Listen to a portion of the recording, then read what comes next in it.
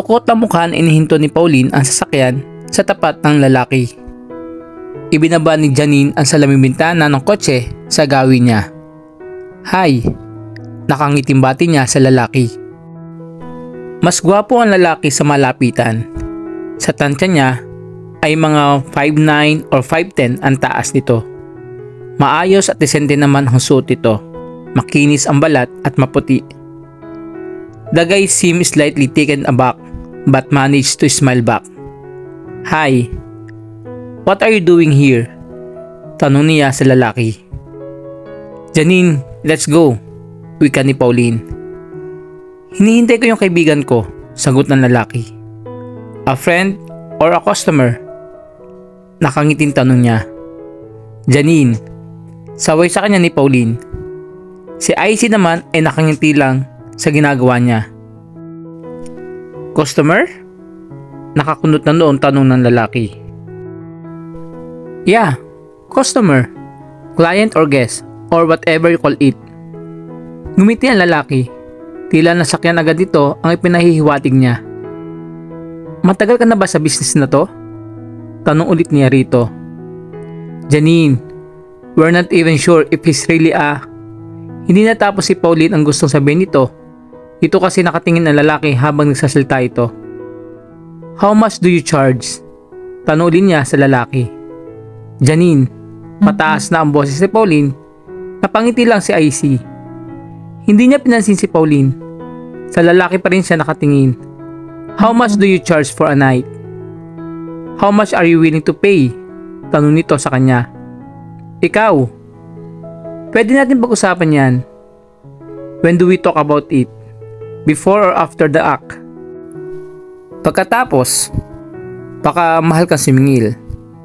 Tumawa lang ang lalaki. "Kung sakali, saan mo ko dadalhin?" tanong niya rito. "Ikaw ang magpapasya kung saan tayo pupunta." Binuksan niya ang pinto ng kotse. "We're going to a bar," sabi niya bago umibis. Saka hinawakan sa kamay ang lalaki at tinakay. "Janine," pasigaw na sambit ni Pauline. "Come back here." "Relax, Pauline," sabi niya. "I know what I'm doing. I'm not intoxicated anymore." Totoo ang sinabi niya. Medyo wala na ang espiritu ng alak sa sistema niya. Ang nananaig pa rin sa isip niya ay galit. Para kay Vernon. Wala naman siyang balak gawing kahalayan kasama ng estranghero. Kung kay Vernon, hindi niya ipinagkaloob ang katawan niya. Sa lalaking pang noon lang niya nakilala. Ipapakita lang niya ito kay Vernon. Gusto lang niya gumanti rito ng gabi ring iyon. Hindi pa sapat na nasuntok niya ito. Kumukulo pa rin ang dugo niya rito. Hinawakan niya sa kamay ang lalaki. "Do you have a car?" Umiling ito. "Tawag na lang tayo ng taxi," suggestion niya. "Janine, ano ka ba?" Pasigaw na tawag ulit ni Pauline sa kanya. Nakakunot na rin ang noo ni Icy sa kanya. Nagulat siguro ito sa seryoso pala siya sa pakipag-usap sa lalaki. "I will be fine," nakangiting sabi niya sa mga kaibigan. Pinara agad niya ang paparting na taxi. Lumabas na ng kotse sina Pauline at Icy. Natiyak na siguro ng mga ito na seryoso talaga siyang sumama sa lalaki. Kinailangan pa niyang hatakin ang lalaki patungo sa taxi. Parang ayaw rin kasing gumalaw nito at sumama sa kanya. Nakasakay na siya at ang lalaki sa taxi bago pa nakalapit ang mga kaibigan niya sa kanya. Sumibad agad ang taxi. "Galit yata yung mga kaibigan mo," sabi ng lalaki habang nakalingon sa lugar ni na Pauline at Icy. He seemed real concerned. "Bumalik na lang kaya tayo?" Sarkastikong ngumiti siya. "Ayaw mo ng customer?" Marahang tumawa ito. "Ano ba ang gagawin natin?" "I told you we're going to a bar." "What's your name?" "Charlie." "Charlie, treat me as one of your angels. I'm Janine." Kinamayan niya ito. Malambot at makinis ang kamay nito. It was probably a necessity on his job. Magrereklamo ang mga customers nito kapag magaspang at matigas ang mga palad nito kapag hinaplos. Napangiti siya sa naisip. "Bakit? nagtatakang tanong nito. Wala, tugon niya. May naisip lang ako nakakatuwa. She wanted to ask if he used lotion on his hands. Malayo na sila nang maalala niyang naiwan sa kotse ni Pauline ang bag niya. Luckily, nasa bulsa niya ng pantalon niya ang wallet niya. Okay lang ba sa'yo kung mag-uusap lang tayo? I mean, walang mangyayaring anuman sa atin. Pupunta lang tayo sa bar. Mag-uusap. Iinom na konti. Maghahawa ka ng kamay. Aakbay-akbayan mo siguro ako every now and then. Lalo na pag nakatingin siya. Sinong siya? My ex-boyfriend. Bumuntong hinanga siya. Actually, gusto ko lang siyang pagsilosin. Nakita ko siyang may kasamang ibang babae, kaya gusto ko makita niya ako na may ibang kasamang lalaki. Kung may ayaw na ayaw yun na yung may makita nakikipag-usap ako ng sweet sa ibang lalaki. Napangiti uli si Charlie. Nagugustuhan niya ang ngiti nito. Mukha namang mabait ito. Pero lalo itong pagmumukhang mabait ng ngiti nito. He looked very boyish. Kaya siguro nagkakalakas loob siyang hatakin ito at isama. He seemed harmless. Although, she could be wrong. Okay lang sa'yo yon? Tanong uli niya rito. Tumango ito. How much will you charge me? Sumunod na tanong niya. Pag-usapan natin yan mamaya. Parang baliwala sa iyo ang pera. Nakangiting sabi niya. Hindi naman. How old are you? 27. You don't look like it. Mukha kang 20 lang. Thank you. What are you doing in this business? Ngiti lang ang sinagot ito. Nag-aaral ka pa ba? O may pinag-aaral ka? Kapatid, pamangkin, girlfriend? Wala akong pinag-aaral. Ano natapos mo? Second year college. Nakikita niyang hindi komportable sa pag-uusap nila si Charlie. Sayang. Anong kurso mo? Engineering? Civil? Talaga? I almost took up that course. Medyo tumbuis kasi ako noon eh. Sa bagay, hanggang ngayon naman, nanununtok ako pag galit. Bumungising siya pagkatapos. Ano na lang ang kinuha mo? Economics. Like my mother.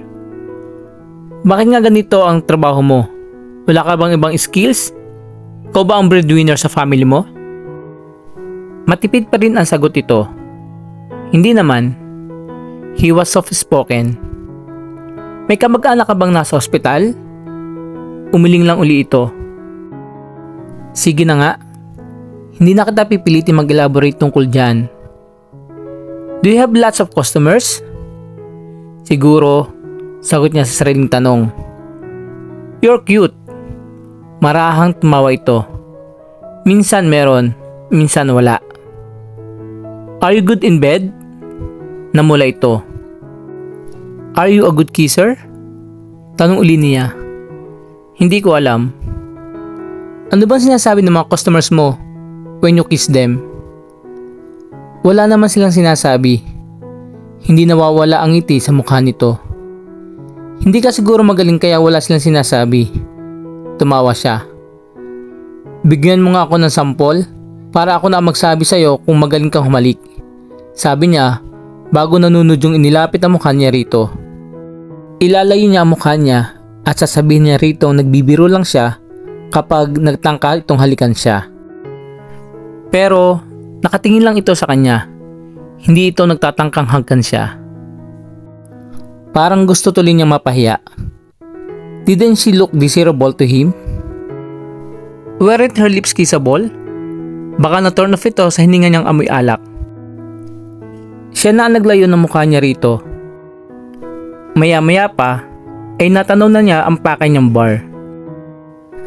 Disappointed si Janine nang hindi na nila nadatnan ni Charlie sa bar si Vernon at ang kasama niyang babae. Halos iba na rin ang crowd na nasa bar ng mga sandaling iyon kumpara kaninang naroon silang magkakaibigan. Ilang oras na ba kasi ang nagdaan? 2 oras na mahigit. Mag-aalas 10 na ng gabi. Ordinaryo na kay Vernon ang magtagal ng 4 na oras sa isang bar. Pero may mga insidente na kabubukas pa lang ng isang bar ay pumapasok na ito roon at lumalabas lang kapag magsasara na iyon. But then, today was a different day. Napahiya kasi ito kaya umalis. Lumipat din siguro ng lugar o tumakbo na sa ospital.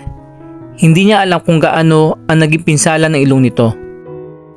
O baka naman may milagro ng ginagawa ito kasama ng babae. Gusto ulit niyang magingit. Niyaya na lang niyang uminom si Charlie. Hindi ito tumanggi. Pero nagpauna na ito ng salita na hindi ito malakas uminom. Kapag galit talaga siya, ay hindi siya makapag-isip ng husto at ng wasto. Hindi niya kilala ito. Kung hindi siya galit at hindi siya makainom, hindi lang siya magdadalawang isip bago makipag-inuman dito ng sila lang dalawa lang. Baka 1,000,000 pag-iisip ang gagawin niya. Lalo pa na alam niya kung anong klase ang trabaho nito. Malay ba niya kung hustler ito? O kaya ay isang rapist? Or worse, a killer? Pero hinayaan niyang talunin siya ng emosyon niya. Mukha naman kasing harmless ito. But then, looks could be deceiving.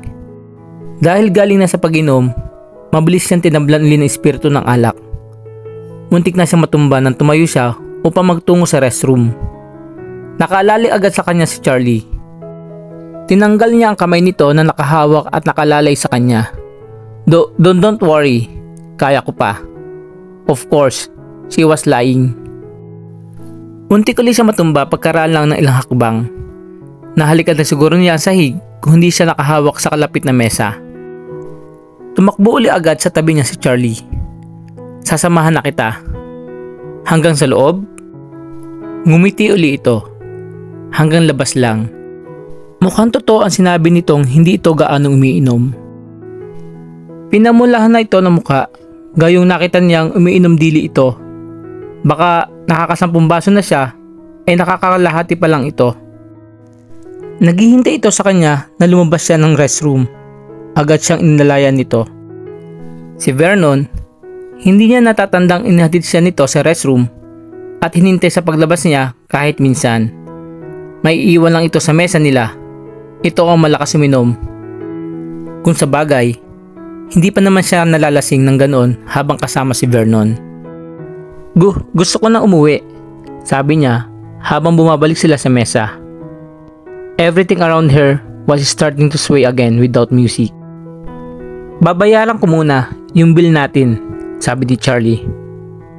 Nasa bulsa ko yung wallet ko, kunin mo. Utos niya rito. Inuupo siya nito. She shut her eyes, hoping that it would lessen the effect of the alcohol. But it did not. Namalaya na lang niyang nasa loob na siya ng isang taxi. Where are we going? Tanong niya kay Charlie ng mga sandaling iyon ay katabi niya sa backseat. Iuwi na kita. Thanks. Usal niya bago ulit siya pumikit. Nasa isang kama na si Janine na magising. Umaga na. Nasa loob na siya ng isang kwarto. Masakit na masakit ang ulo niya. Parang may batong nakasalpak sa loob niyon. Nakaupo siya sa isang silya, sa paanan ng kama. Nakatingin sa kanya si Charlie. Tila nagbabantay. May nakahanda agad ditong ngiti para sa kanya. Nasaan tayo? Wala pa sa huwes yung tanong niya. Nasa motel. Saka lang siya nagulantang. At dito na po nagtatapos ang part 2 ng ating kwento. Sabay-sabay po natin abangan ang mga susunod na kabanata. Maraming salamat po. God bless and stay safe.